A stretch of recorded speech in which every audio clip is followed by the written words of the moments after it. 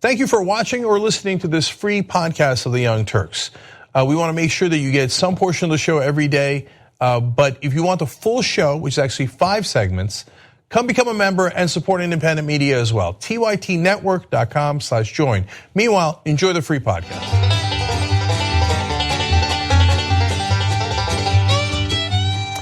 My bad, I'd like to correct something. We're back on the Young Turks from the last segment. I think Trump did not mean a washing machine, but a dishwasher. They're gonna put the coal in a dishwasher, clean it up, and then it'll be clean coal. I would love for someone to ask him, how do they clean the coal? I would just love that, because of course he has no freaking idea. So anyway, let me read you guys some tweets. I Am Sock says, shithole countries, diplomacy at its finest. So that he said that's news story broke right before I got on air, and I just read it during the break. Oh my God, it's such a terrible thing to say. Wait till you get a load of the full quote. We're gonna do that in the next segment. Okay, Legally Graphic says, why are you kink shaming? People can be into BDSM and have great family values. That is certainly true, but as you'll see with the governor of Missouri, some of the things he did were not part of BDSM. They were not consensual, and he's in I think, a world of trouble. And rightfully so, as you'll see in just a little bit. Enrique Rodriguez says, but Cenk, what about all the new jobs washing the coal clean after it's mined? Fair point, Enrique. I hadn't thought of that. I got to put some thought behind it. And Woke Poppy says, I don't feel bad for people that voted against their own interest. Don't feel bad for those coal miners that voted for Trump. Look, I feel bad for the coal miners, no matter who they voted for, because those forces are out of their control, and they're workers, and the rug just got pulled out from underneath them. I do feel, if you say, hey, they shouldn't have voted for Trump, yes. Did that affect whether they're going to lose their job in that mine or not? No, it didn't affect it at all. Okay, all right, let's keep it going. Now let's go to FISA. Okay. We need to talk about a relatively new show called the Republic, or UNFTR. As a Young Turks fan, you already know that the government, the media, and corporations are constantly peddling lies that serve the interests of the rich and powerful. But now there's a podcast dedicated to unraveling those lies, debunking the conventional wisdom. In each episode of the Republic, or UNFTR, the host delves into a different historical episode or topic that's generally misunderstood or purposely obfuscated by the so-called powers that be, featuring in-depth research, razor-sharp commentary, and just the right amount of vulgarity. The UNFTR podcast takes a sledgehammer to what you thought you knew about some of the nation's most sacred historical cows. But don't just take my word for it. The New York Times described UNFTR as consistently compelling and educational, aiming to challenge conventional wisdom and upend the historical narratives that were taught in school. For as the great philosopher Yoda once put it, you must unlearn what you have learned.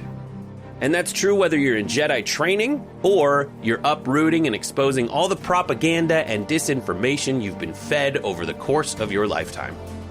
So search for UNFTR in your podcast app today and get ready to get informed, angered, and entertained all at the same time.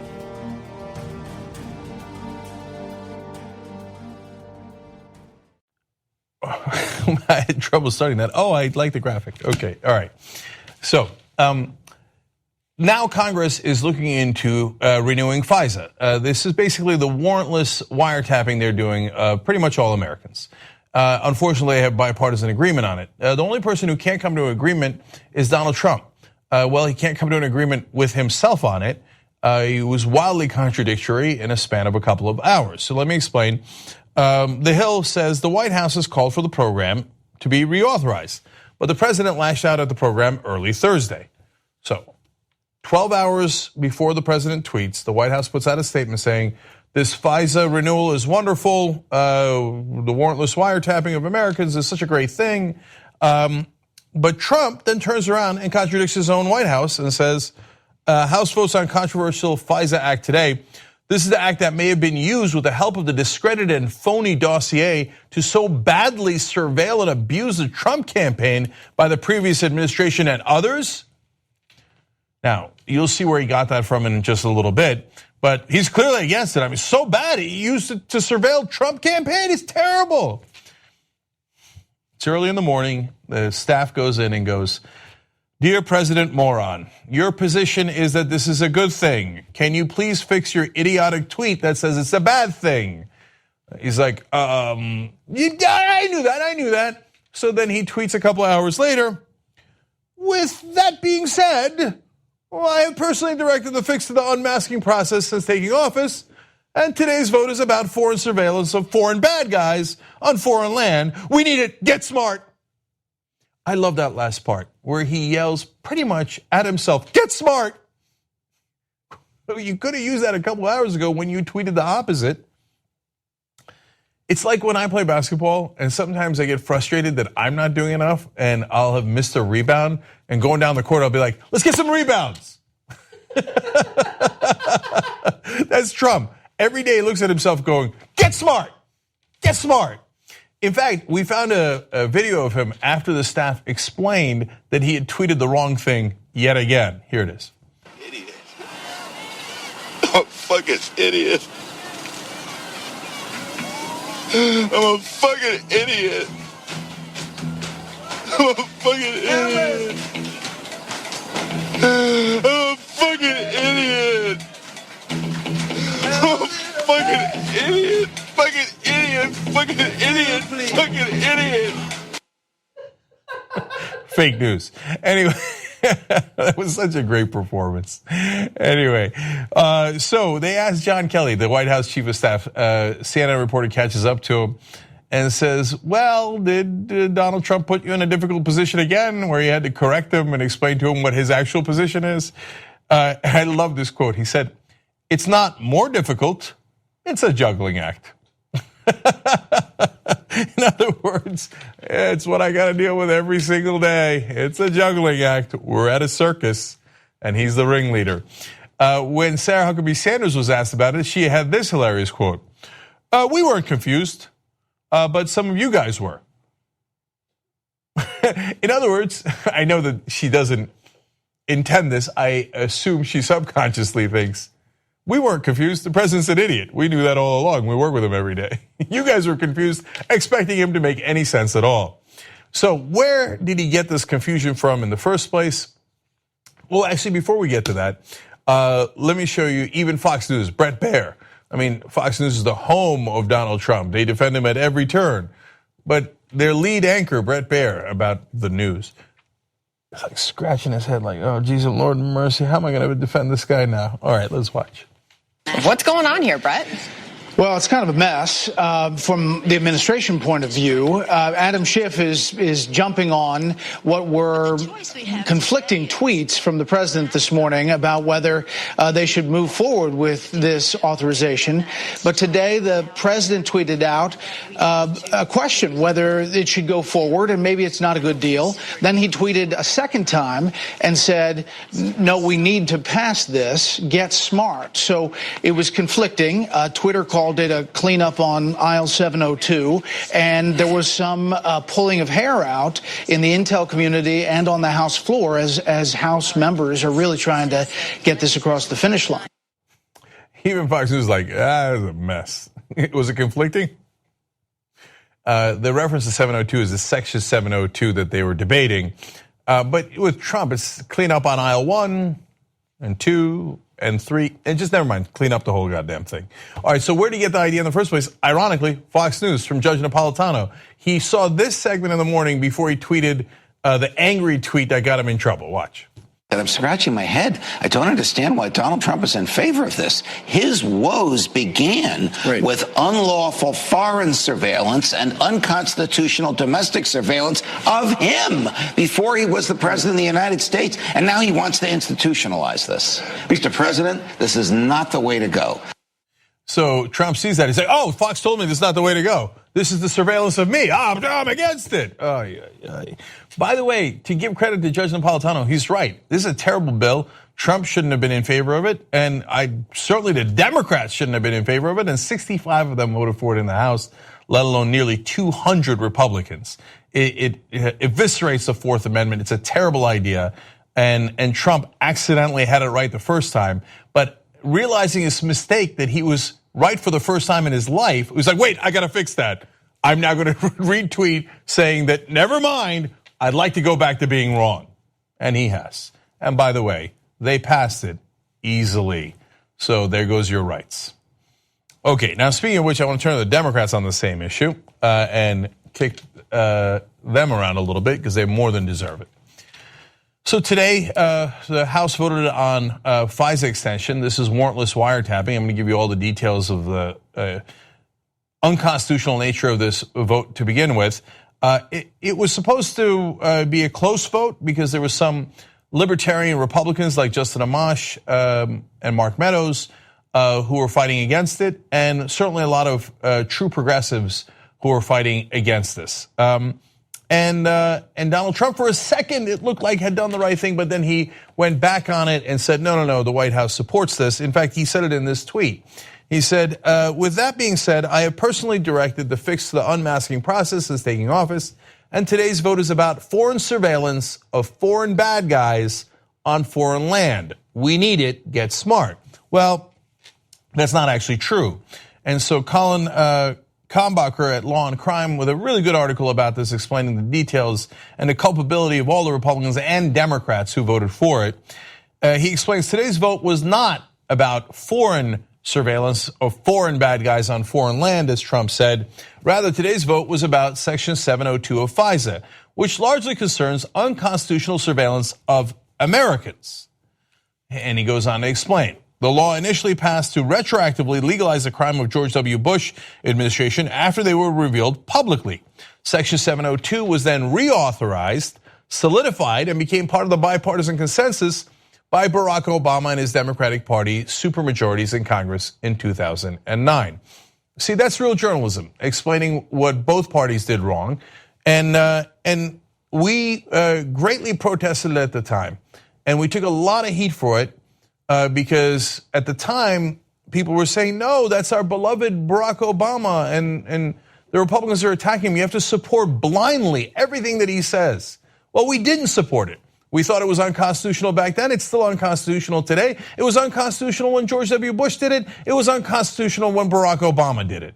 And now Trump has joined that course as well. But when Obama went to cover up Bush's crimes, it was really stomach churning. And that's what happened, and they continue to do it today, including Nancy Pelosi. So let me give you more details.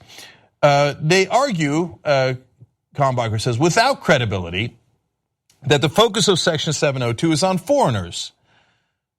This is not really true and not particularly germane. The U.S. Constitution protects everyone on American soil or under U.S. jurisdiction.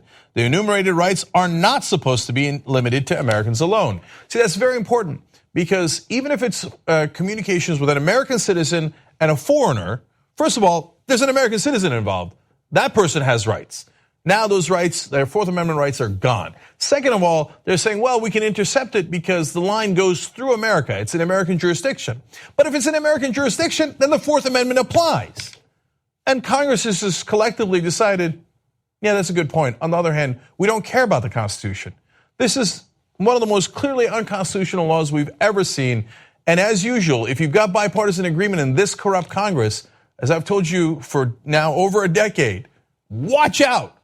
If they agree to something bipartisan, it is usually something horrific. So Section 702 allows intelligence agencies to choose their targets without disclosing or defending them in court. The FISA approves a set of rules and procedures once a year, and the government promises to follow them. But the government does not have to tell a judge who it is spying on or why. See, that's not how a democracy, and a liberal democracy like ours, is supposed to work. More important than anything else, a constitutional democracy. There are supposed to be safeguards for the citizens from the power of the government. If you're a liberal, you should believe that 100%. If you're a conservative, you should believe that 100%. It's supposed to protect us against government intrusion, whether it's authoritarian government or big government. Most of Section 702 surveillance actually conducted has nothing to do with foreigners or terrorists of any sort. The vast majority of alleged unintentional targets are regular internet users in the United States, by a measure of nearly 10-to-1, according to a 2014 report by the Washington Post. So both the Washington Post and Kambacher here doing a great job in explaining what the reality is. They're spying in on us. And then when you ask him, well, who are you spying in on? It's a secret. So let's talk about the Fourth Amendment a little bit more specifically. The Fourth Amendment is, at heart, Kallenbacher explains, a prohibition against general warrants. Only particularized warrants are permissible and must be based upon probable cause supported by oath or affirmation, and particularly describe the place to be searched and the persons or things to be seized. That's a direct quote there from the Constitution. There's a reason for that, because we wanted to escape the rule of tyrants. So that's why we put into the Constitution, if the government would like to search our property or seize our property, you have to tell us where, when, what, and it has to be specific. It cannot be a general warrant, because tyrants used to do general warrants. I'm gonna get all your information, and I'm gonna keep it secret, and I'm gonna use it against you, and there's nothing you could do about it. That is not a Constitution that is one that is liberal or progressive or conservative or American. It's just not how we're supposed to do things in this country. Now look, it gets even worse, because Senator Ron Wyden had explained why he wanted to do an amendment of this bill. So let's explain the amendment and show you why it's worse. The bill reforms Section 702 of the Foreign Intelligence Surveillance Act to end warrantless backdoor searches of American calls, emails, texts, and other communications that are routinely swept up under a program designed to spy on foreign targets. So it was called the USA Rights Act, and it was supposed to revise FISA. Now look, I think the original bill was a disaster. I would vote no on it, and enthusiastically so. But at a minimum, Wyden said, okay, look, if you claim that you're not doing warrantless wiretaps of American citizens, great. I have this thing called the USA Rights Act. And Wyden, by the way, Democrat from Oregon, give him credit for being on the right side of this, and a lot of Democrats were on the right side of this, and some libertarian Republicans were. Give all of them credit, okay? Now, so he said, I'm gonna introduce this thing. It's easy. You could just prove right away that this is not an issue. You pass my amendment, and it says that you are not taking American citizens' information illegally. They wouldn't pass it. The USA Rights Act failed today. That failure occurred in large part due to the votes of House Democrats. They voted it down. They said, yeah, you wanna do warrantless wiretapping of Americans? Go for it. That's the whole point anyway. We just took something that was illegal and unconstitutional that George Bush did and should have actually suffered legal consequences for, retroactively made it legal and shredded the Constitution. 65 Democrats in the House voted for it. They should all lose their jobs. Look, all the Republicans who voted for it should lose their jobs too, and a great number of them voted for it as well. And don't get me wrong, I am not letting those 191 Republicans off the hook. And there are more Republicans who voted for it, obviously about 3 times as much as Democrats. They should also lose their jobs. And if you're a true conservative out there and you have been saying your whole life that you love the Constitution, you should throw those bums out. But that also applies to progressives like Nancy Pelosi and Adam Schiff and all those people who claim to be progressive, but in reality are establishment Democrats that love government power and love the ability to abuse that power against American citizens. Now, real progressives like Ro Khanna tweeted this today. When Justice Amash and Meadows, those are the Libertarian Republicans, chair of the Freedom Caucus, vote against surveillance, but scores of Democrats vote for it, then it is fair to ask, what does our party stand for? If we can't be unified around the principle of civil liberties, then what is the soul of our party? Fortunately, that is a great, great question, and one question that Democrats should be grappling with today. And largely, unfortunately, for those establishment Democrats, the soul of their party is about corporate donors and state power. And it is not what progressives signed up for. If establishment Democrats are wondering what we are so upset about and why we don't support them blindly and we don't bow our heads to them, this is among the many reasons why. You're supposed to fight for us, not for power and more power to the already powerful. Okay, now I'm gonna end my segment here on a fun note. I mean, it's disastrous, but it does have amusing hypocrisy. All right. So the governor of Missouri is in a world of trouble. He's a Republican, ran on family values, of course. Now he's involved in a sex scandal, of course. A sex scandal, maybe also a sex scandal, I don't know. But he, of course, when he was running, said, I'm Eric Greitens. I'm a Navy SEAL, native Missourian, and most importantly, a proud husband and father. Well, we didn't bring that issue up. He did. He ran on it. In fact, I'm going to show you a commercial a little bit later where he involved his family, significantly so. The woman that he had an affair with, and he admits that he did have an affair, he disputes that he blackmailed her or hit her. We'll get to that in a second. But the woman does not want to reveal who she is. So how do we find out about this story? Well, at the time, that woman was married to someone else, and that guy is not happy. So he apparently recorded his wife talking to him about the affair, and that's on tape. Local news stations got it. They played it on air. It is absolutely clear what the wife said at the time. And among the things she said about Greitens' treatment at the time was that it was, quote, horrible and disgusting. So what was it? Well, she explains to her husband. She doesn't know she's being recorded. So, take it with whatever grain of salt you want. I mean, on the one hand, she doesn't know it's being recorded. She's more likely to be honest. On the other hand, she's trying to explain this affair to her husband. So I'm giving you all the angles here, okay? On the call, she says, I met Eric a year ago, and I instantly had a big crush on him. So she's being honest with her husband, admitting she did have a crush on him, so that part is clearly consensual. So that's important to know. Then she explains, he said, the governor said, I'll make you feel better. I'll make you feel good. Come downstairs, after he had convinced her to come to his house. I want to show you how to do a proper pull-up. And I knew he was being sexual, and I still let him. And he used some sort of tape, I don't know what it was, and taped my hands to these rings and then put a blindfold on me. Sometimes I joke around on the show about watch out for these guys who keep telling you about their family values. They've got somebody tied up in a basement. In this case, it was literal. And she kept saying to her husband on the call, I didn't know what was happening. I didn't know what he was doing.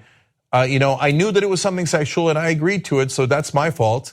But I didn't agree to all of it. And then this is what happened next, and this is very important. She explains, he stepped back. I saw a flash through the blindfold, and he said, quote, you're never going to mention my name, otherwise there'll be pictures of me everywhere.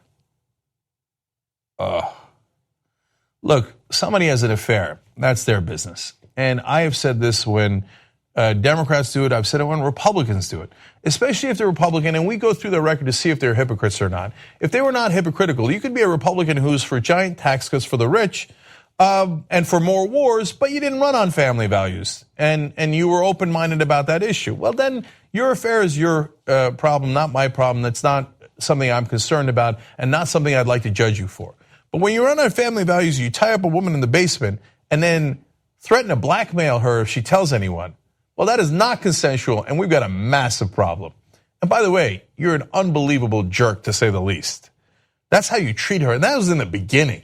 She explained, afterwards, she did have, another relationship with him, and then she tried to break it off. And she told him she was his hairdresser, and eventually she wound up telling him, look, you're ruining my family life here. My husband knows now. Please don't come to the salon anymore. So there were times when it was consensual, but certainly taking of the picture was not. In the recorded phone conversation, KMOV, which got the tape, explains, that's a local station in Missouri. In the recorded phone conversation, the woman takes on some of the blame and says that Greitens apologized after the encounter and told her he had deleted the picture. Okay, now this is my speculation. No, he didn't. Guys like that don't delete the picture. He had that in his back pocket. There's probably a 50% chance he still has the picture. Okay, but that's my speculation. Let's go back to what she said. She claims they had at least one more physical interaction later that day. So that goes back to consensual, giving you full context here, okay? All right, now we go to James Bennett. He is the attorney for the governor. He says, there was no blackmail, and that claim is false. This personal matter has been addressed by the governor and Mrs. Greitens privately years ago when it happened. The outrageous claims of improper conduct regarding these almost 3 years ago events are false. Now, remember, the woman has not come forward. It is tapes of her from her ex-husband, now ex-husband. They were married at the time. So she doesn't want any of this publicity. She doesn't want to be known as the person who had the affair with the governor and got tied up and all that stuff. So I get the aggrieved ex-husband's angry about the governor, but he has the tapes from back then. Why would the wife lie about it back then? I mean, she might lie that she didn't have the affair to cover it up, but she didn't. She said, yeah, I did have the affair, and this is what the guy did to me. Okay, so now Greitens put out a joint statement with his wife. You're in this kind of mess. Have the decency to leave your wife out of it. But no, he's going to hide behind her.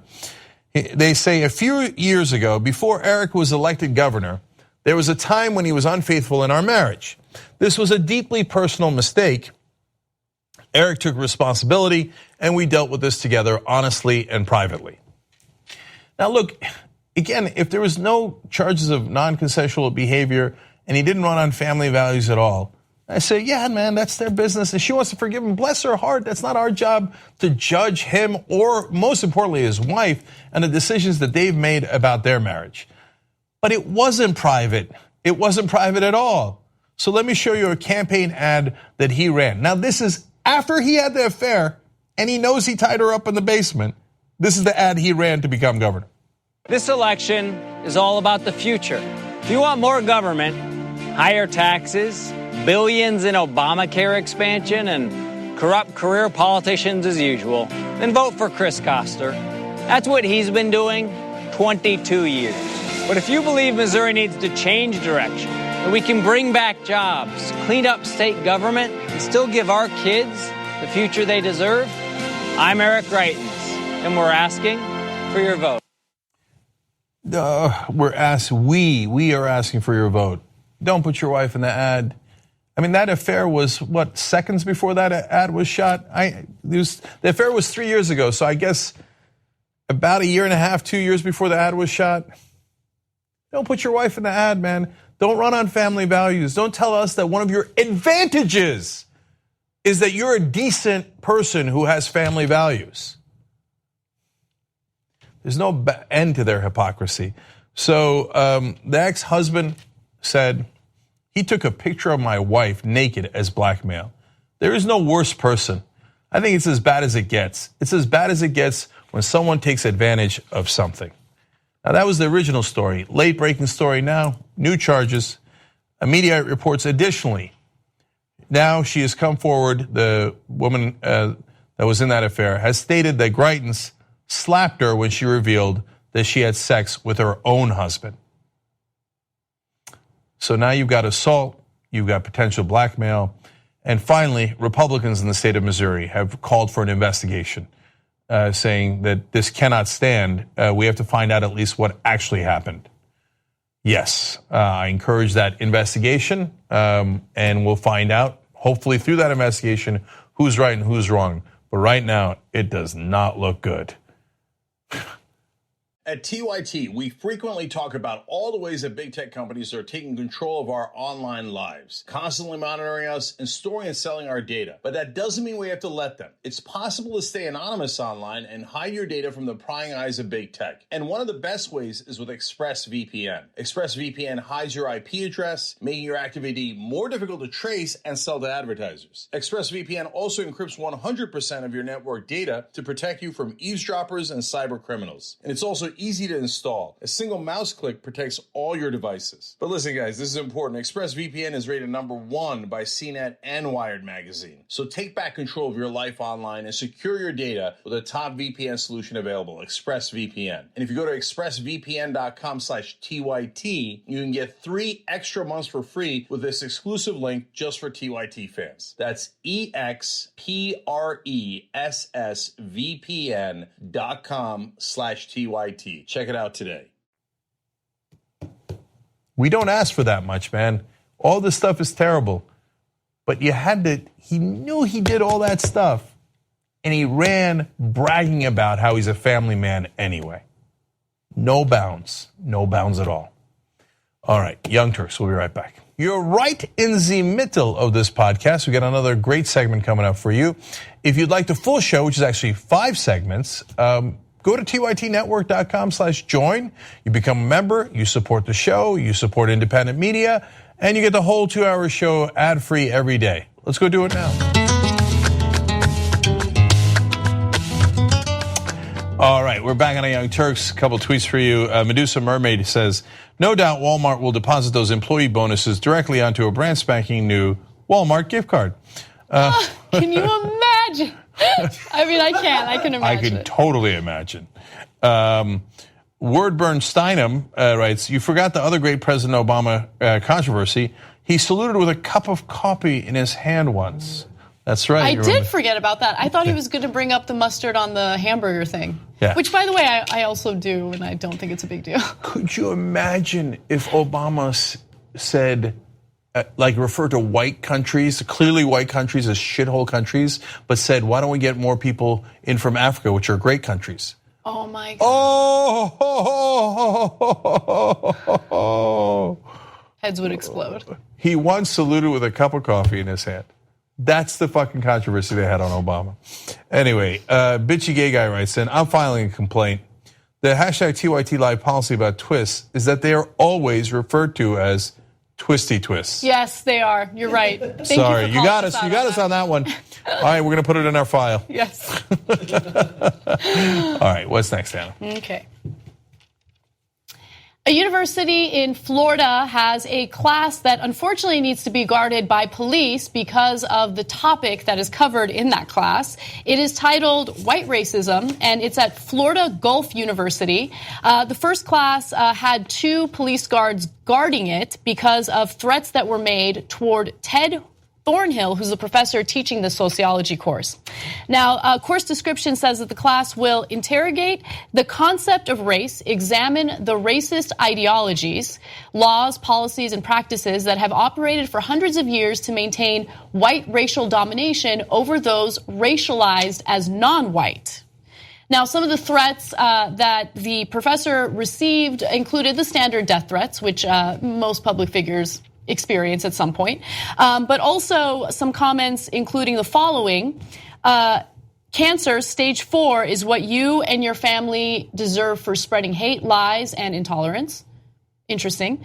Another person wrote in, I would ask that you stop using the name Ted and Thornhill, as I feel you are using a cultural appropriation. Change it to Abongo Divinantre, you racist pig. Oh, no irony there at all. No. Give him a racist name and then call him a racist. No. And that went right over his head. And then this next one appears to be sent by Donald Trump because of the use of all caps, but probably not sent by Trump.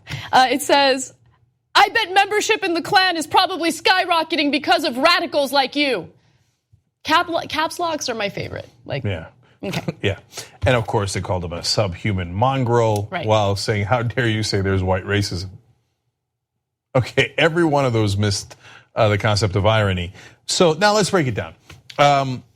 Has there been white dominance, supremacy, and racism in this country for hundreds of years? Oh, no, never. I mean, really, is this a debate? Really, you think that's a debate? Now, look, when they talk about the history of racism in this country, it doesn't mean that he's calling you racist. He doesn't know you. You take it so personally, and it makes me wonder what it is why you take it personally. I don't take it personally. Anna's literally Caucasian. Do you take it personally? I mean, I don't take it personally.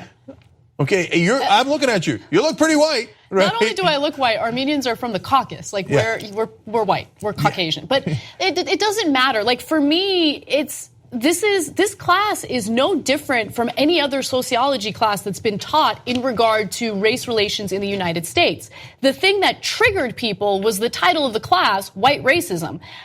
Look, if you get triggered by that, then there is some sort of guilt, either subconsciously or very consciously, that you need to deal with, right? Because when I hear about this class, I don't think, oh my God, this guy's calling me racist, how dare he? I think, oh, we're gonna go through, what happened historically in the United States and what's currently happening today, which I would, maybe 2 years ago, I'd say isn't as overt, but lately has been very overt. Yeah. So let's continue. White racism. Now, does that mean if you're teaching a class on white racism that's the only racism that exists and that's what the professor thinks? No, he never said that. Could there be black racism, Asian racism? Of course! Do you know how racist the old world is? Almost everybody from every country thinks they're the greatest and everybody else is less than them. Is black racism possible? Of course. So in Jamaica, you could have a class on black racism against Asians. So look, when I was there about a decade ago, and I don't know if it's changed dramatically since then, but almost every Asian person, and there are plenty of Asian people in Jamaica, if you don't know, are called Mr. Chin and Miss Chin. And I have friends who are Asian and Jamaican, and they don't appreciate it, okay? So if you were doing the class in Jamaica, you would do one on black racism, right? If you were doing it in China, you might do it on Chinese racism. But in America, what is the predominant form of racism? Of course it's white racism. So let's do this one more time. I talked about it in a recent Old School episode, which now, by the way, are public. Members always get it, tytnetwork.com/join. But if you want TYT Old School on iTunes, we just did it with JR and Malcolm in the last episode. But real quick here, Turks in Germany are the minority, and they're treated like African Americans are here in America. So if you did a class on German racism against Turks in Germany, that might make sense. Turkish racism against Germans, I'm sure exists, but is not the predominant issue in Germany, right? On the other hand, if you're in Turkey where Turks are the majority, then a class on Turkish racism makes all the sense in the world. Whereas a class of Armenian racism against Turks in Turkey makes no sense. Right? Because Turks are the majority in Turkey. Right. So these are simple concepts, but you don't care to understand these concepts if you think, no, I can't, there's no such thing as racism. Why won't black people know what their role is? So for me, this goes beyond this specific topic of racism. This goes toward a broader topic that's been ongoing regarding college campuses and free speech. So for me, it's important to allow various perspectives to be represented on a college campus, even if it's a perspective that you disagree with, because you are supposed to be in an environment that challenges your preconceived notions. And so when you have the Ben Shapiros go onto the Berkeley campus to give a speech, I don't like that people try to stop that speech from happening. Even if you dislike Ben Shapiro, even if you disagree with his ideology, I think that there is value in hearing what he has to say. I listen to his podcast time to time, not because I'm a fan of Ben Shapiro, but because who knows, maybe there's something that he's right about that I'm wrong about, right? And so you are open-minded. Well, because here's the thing. I think that we as humans, it's a human instinct. Like, we all kind of revert back to our comfort zone and we remain in our little ideological bubbles, and I want to be challenged, right? And so every once in a while I'll hear an argument on the other side that I think is valuable and it'll make me do a little more investigating. That's a good thing. I want college students to stop trying to be coddled, right? Like, I know that's going to offend a lot of people, but once you're out of college and you're in the real world, shit gets real, right? And there's no one to coddle you. There's no one to, like, you know, caress your behind and tell you it's going to be okay. Like, life sucks and you're going to be dealing with a lot of pretty terrible people. It's better if you learn to get out of your comfort zone and deal with ideas that make you uncomfortable than to, expect people to just agree with you all the time and whatever. So look, it's two things about that. One, I'm a great example of that because I was a Republican, but I was open-minded enough to start listening to the other side. And then eventually I was like, oh, well, that position is true. And then, by the way, history showed that Republicans don't balance budgets, things along those lines. And peace through strength didn't mean peace, it meant endless war. So keep an open mind. And what Anna's saying is applies to both sides, both liberals and conservatives on college campus. So yeah, putting kidding aside, yeah, go hear a conservative speaker. I heard Jesse Jackson back when I was a Republican at college, and I walked out going, man, that was surprising. That was pretty good, right? He made a bunch of good points. And then I went to listen to Farrakhan, and the first half of the speech was about personal responsibility. I was kind of like that, and then the second half was about how the Jews are the worst, and I was like, no, what? No, I hate that, right? Yeah. But so you go and listen doesn't mean that you agree. It means you keep an open mind. And for conservatives, God, can you stop being snowflakes for a second? I mean, you get triggered by just because they added the word white in front of racism. What is the predominant form of racism in America? You know that there's other slaves in the rest of the world. Yeah, of course we know that. Unlike you, we don't celebrate ignorance. There was slavery in Africa. There was slavery in the Middle East. There was slavery all across the world. But in America, it was predominantly white people who had black slaves. For you to deny that is absurd and is defensive in a way that makes you think, what are you trying to hide? So I don't know why you would need a safe space from this very obvious class. So just let it go and have an open mind for a second, both sides. Yep. I am going to skip ahead because I really do want to talk a little bit more about the town hall that Bernie Sanders is doing. And I also want to share with you guys a snippet of an interview that I did with Bernie a couple of weeks ago about this topic. So let's get right to that. Bernie Sanders has turned away from mainstream media in an effort to work with independent media outlets to provide coverage on his Medicare for All proposal. This is really great news because, for once, there will be coverage on a topic that delves into a specific policy rather than a high school-like catfight between Democrats and Republicans. So this all kind of began when Bernie went to mainstream media networks and asked that they host this town hall coverage. And apparently they said no. So on the evening of January 23rd, Sanders will host a 90-minute national town hall on proposals for universal Medicare, streamed by progressive video outlets, Now This, Attention, and would you look at that, the Young Turks? He said, I talked to a very well-known TV journalist and said, I think it'd be really great to have a town hall on single payer. You can design it however you want. But the journalist kind of didn't follow through on it. He said, Bernie, that's a great idea. We'll run it up the food chain. I never heard back. Yeah, probably what his executive at one of those cable news networks asked was, yeah, but who does he fight? And what kind of food will they be throwing at one another?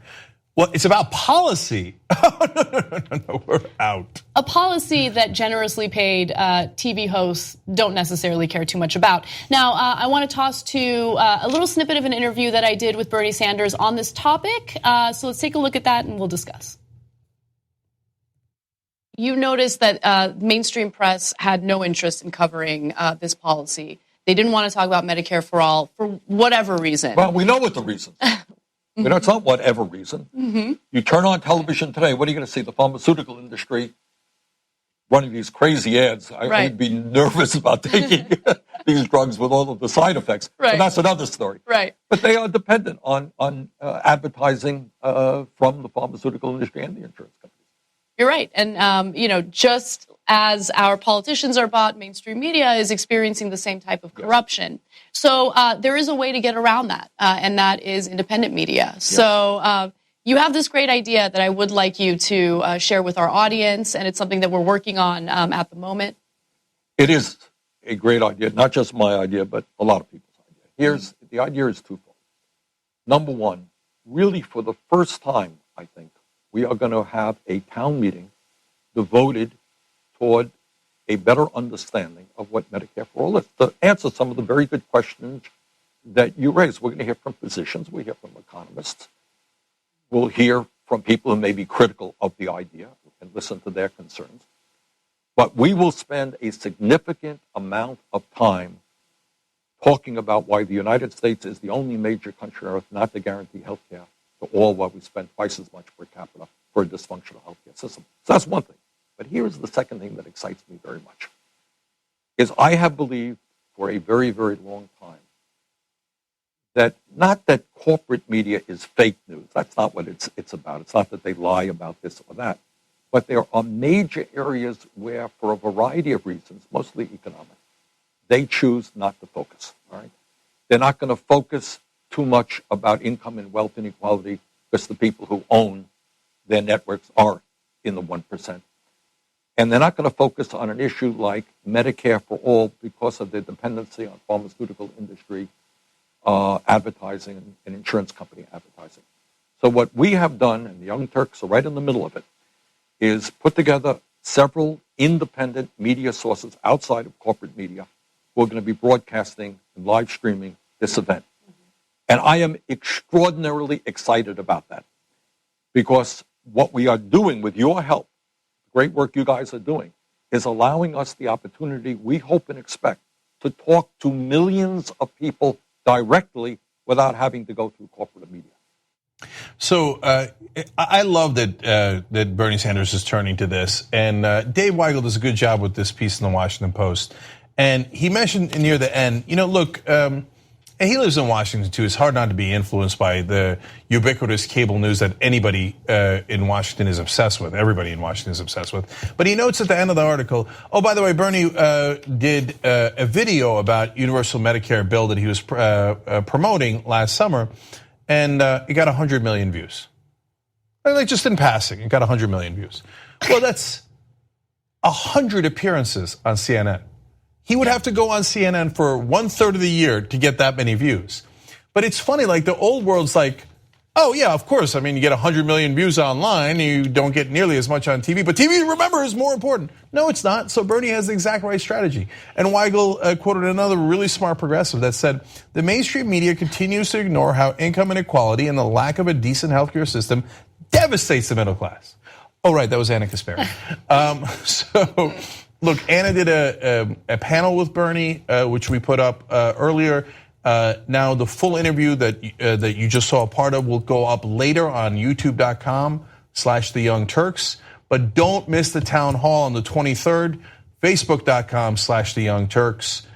So right there, we're all going to be broadcasting it, and make sure that we get the message out to all Americans, because they need to hear that message. There are real policy alternatives, and we can win on this issue. Absolutely. So January 23rd, 7 p.m. Eastern time. Don't miss it. Facebook.com/The Young Turks.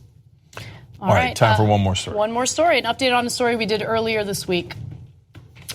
Earlier this week, a story went viral involving a teacher in Louisiana who called into question a raise that the superintendent was going to get to the tune of $38,000. Keep in mind that the teachers in this school district have not received a raise in years.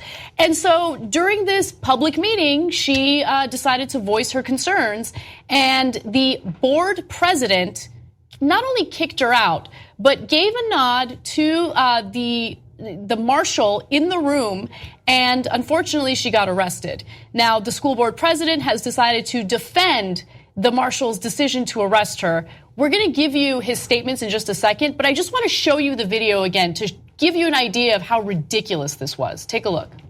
Teacher Daisha Hargraves spoke up during public comment. Because it's basically taking out of the pockets of Her issue, the superintendent's new contract. a superintendent or any person in a position of leadership getting any type of raise. I feel like it's a slap in the face to all the teachers, cafeteria workers, and any other support staff we have. I have comments on the She received a warning. It was public comment only, not a question and answer session, although board officials were answering her questions. You have just voted. After being called on a second time, that's when a city marshal stepped in. Excuse me. Is it against policy to stand? Sir, do not. This is the most disgraceful. Hargrave left the meeting, but in the hallway, Right now. What are you doing? What are you doing? Don't. Can you explain? Are you kidding me? Stop resisting. I am not. You just pushed me to the floor. Sir, hold on. I am way smaller than you. So a lot of people were outraged after seeing that video, but the president of the school board is defending the decision to get her arrested. The marshal did his job, Anthony Fontana said. He went over there to settle it down. He couldn't settle it down. She's the one who made the choice to continue speaking. He was taking her out. He wasn't arresting her. He was escorting her out, telling her, don't come back tonight. It escalated out in the hall, and she ended up getting arrested. He did exactly what he was hired to do. He followed the procedures completely. She's the one who made the choices that got her arrested. Yeah, choices like asking a question. So, I mean, look, I love America. I defend it. I want to get back to an America that believes in freedom of speech and believes in its citizens. So for us to treat our citizens that way, you know, you could agree or disagree on whether the superintendent should have gotten that raise or not, or whether the teachers should get that raise. But does anyone really think that a teacher should be arrested? A teacher arrested for asking a question or speaking out on her position on the issue? It's just a police state everywhere. And now, of course, the guy defends it. He's the one you saw on tape going like this, nodding to the marshal, like, take her out. It's a terrible abuse of power. All right, we're out of time, guys. See you guys at Rebel headquarters in the postgame. Bye-bye. Thanks for watching or listening to this free version of the Young Turks podcast. You know that the full show is at tytnetwork.com/join. If you become a member, you get the full show ad-free. We love you for watching or listening. Either way, there's going to be a new free podcast tomorrow. You can keep on doing that. But if you want to get the full show ad-free, tytnetwork.com/join. Thanks for listening to the full episode of The Young Turks. Support our work, listen ad-free, access members-only bonus content, and more by subscribing to Apple Podcasts at apple.co/TYT. I'm your host, Cenk and I'll see you soon.